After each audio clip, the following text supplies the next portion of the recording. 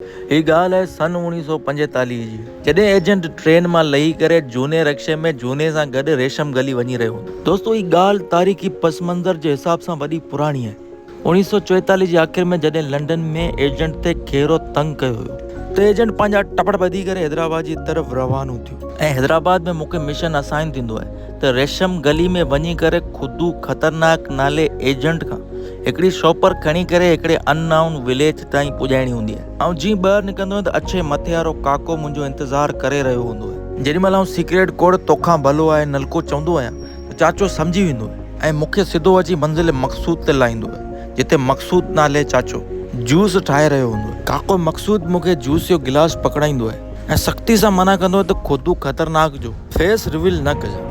पोइ बसि खुदू ख़तरनाक खां शॉपर वठी करे आउं बि निकिरी पवंदो आहियां बदीन स्टॉप, जिते आउं हिकिड़ी स्पेशल सवारी में चढ़ंदो आहियां। दोस्तो तव्हां सोचे रहिया हूंदा त 1945 जे दौर में त घोड़ा हलंदा। दोस्तो आउं वाज़े कंदो हलां त कलम 243 वजह सां घोड़े ते डबल सवारी पाबंदी हुई, जंहिंजी वजह सां घोड़े मालकान बाइकाट करे पंहिंजे घोड़नि खे घरनि में ई पार्क करे छॾियो।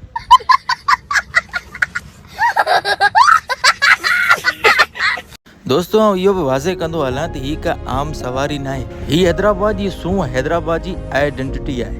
जी शनाख्ती कार्ड ते लिखियलु हूंदो आहे नक जे पासे खां तिर जो निशान। दोस्तो अगरि हैदराबाद जो शनाख्ती कार्ड हुजे त उन जी निशानी या मुनी टैक्सी हुजे। ऐसा लगा मेरा मजाक। दोस्तो हिन सवारी खे तैयार कराइण में लॉर्ड माउंटेन बैंड जो वॾो हथु आहे, जेको बरे सगीर जो वाइस चांसलर हो। हिन सवारी खे घोड़नि खे गाह ॾियण लाइ करे इस्तेमालु कयो वेंदो ऐं हाणे 1945 जी आख़िर में माण्हुनि खे चाढ़े घुमाईंदा हुआ।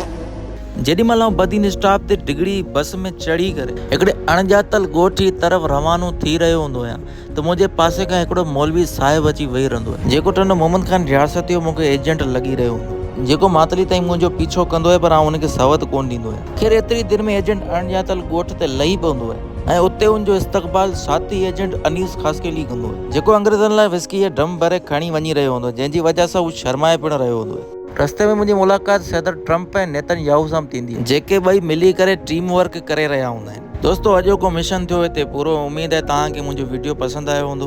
पसंदि आयो हुजे त like share subscribe plus follow ज़रूरु करे छॾिजो।